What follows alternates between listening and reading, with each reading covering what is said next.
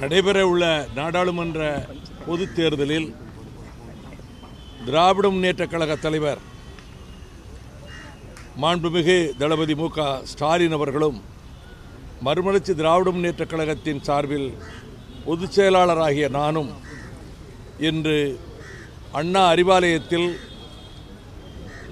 தேர்தல் தொகுதி உடன்பாடு குறித்து கலந்து பேசியதில் மறுமலர்ச்சி திராவிட முன்னேற்றக் கழகம் தமிழகத்தில் நாடாளுமன்ற தொகுதி ஒன்றும் 2019 ஜூன் மாதம் நடைபெறவுள்ள மாநிலங்களவை உறுப்பினர் தேர்தலில் ஒரு உறுப்பினரும் பங்கிட்டுக் கொள்வதென முடிவு செய்யப்பட்டது. இந்த பேச்சுவார்த்தையின் போது திராவிட முன்னேற்றக் கழகத்தின் சார்பில் கழக பொருளாளர் துரைமுருகன், முதன்மை செயலாளர் டி.ஆர். பாலு, கழக துணை பொதுச் செயலாளர் இ. பெரியசாமி, கழக அமைப்பு செயலாளர் ஆர்.எஸ். பாரதி, உயர்நிலை செயல் திட்டக்குழு உறுப்பினர்கள் கே.என். நேரு, க. பொன்முடி, ஏ. வ. வேலு ஆகியோரும், மறுமலர்ச்சி திராவிட முன்னேற்றக் கழகத்தின் சார்பில் அவைத்தலைவர் திருப்பூர் துரைசாமி, பொருளாளர் கணேசமூர்த்தி, துணை பொதுச் செயலாளர்கள் மல்லை சத்யா, துரைபாலகிருஷ்ணன், ஏ.கே. மணி, அரசியல் ஆலோசனை குழு செயலாளர் புலவர் செவந்தியப்பன், ஆட்சிமன்ற குழு செயலாளர் டி.ஆர். செங்குட்டுவன், உயர்நிலை குழு உறுப்பினர் டாக்டர் சந்திரசேகரன் ஆகிய நாங்கள் கலந்து கொண்டு இந்த உடன்பாடு ஏற்பட்டது.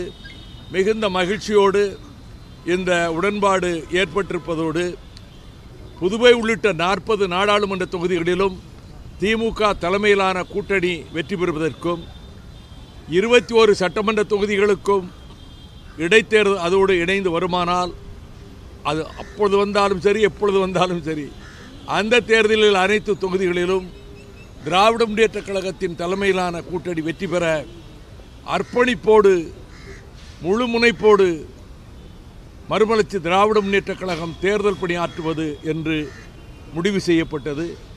இதில் மிகுந்த மனநிறைவும் மகிழ்ச்சியும் கொண்டு இந்த உடன்பாட்டில் நாங்கள் கையொப்பமிட்டிருக்கின்றோம்.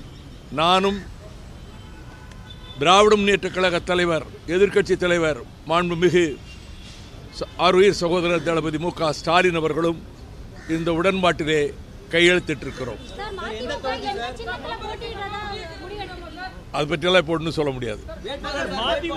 அதெல்லாம் எந்த தொகுதின்னு அதெல்லாம் ஒன்றும் சொல்ல முடியாது. உண்மை செய்திகளை உங்கள் கண்முன் கொண்டு வரும் காவிரி நியூஸின் யூடியூப் சேனலை சப்ஸ்கிரைப் செய்யுங்கள். நொடிக்கு நொடி நாட்டு நடப்புகளை தெரிந்து கொள்ள kaverinews.tv, Facebook, Instagram, Twitter போன்ற சமூக வலைதள பக்கங்களோடு எப்போதும் இணைந்திருங்கள்.